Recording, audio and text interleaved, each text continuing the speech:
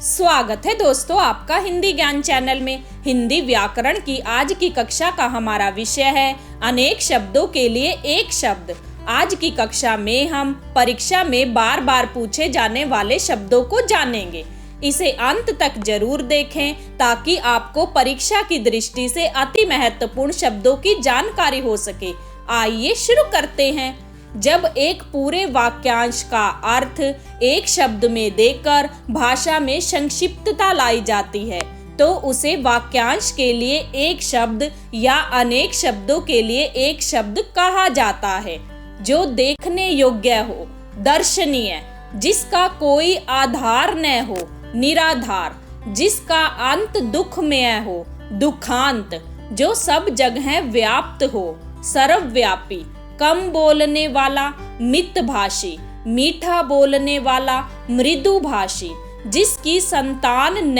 हो, निःसंतान, जो किसी लायक न हो, नालायक, जिसका अंत सुखमय हो, सुखांत, जिसका कोई विरोध न हो, निर्विरोध, साथ में काम करने वाला, सहकर्मी, जिसका कोई अर्थ न हो, निरर्थक, दूसरों पर उपकार करने वाला, परोपकारी, जिसमें कोई विकार न हो, निर्विकार,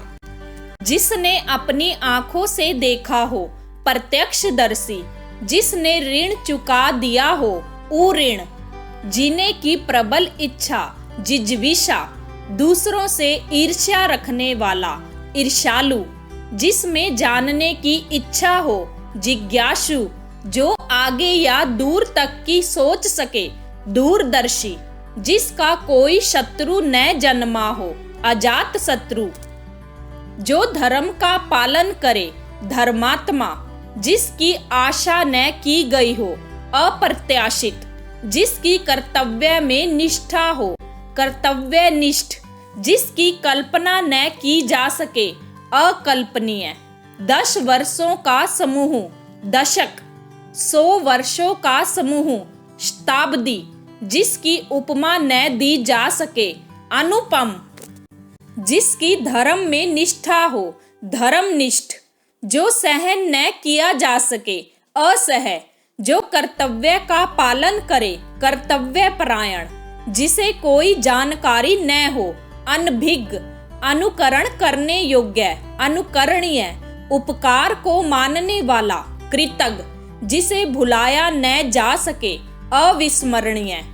जो देखने में प्रिय लगता है, प्रियदर्शी, विष्णु को मानने वाला, वैष्णव, जिसके 4 पद हैं, चतुष्पद, जिसके हाथ में वीणा हो, वीणा पाणी, सप्ताह में एक बार होने वाला, साप्ताहिक, जो संविधान के अनुरूप हो, संवैधानिक, जो पहरा देता है, प्रहरी,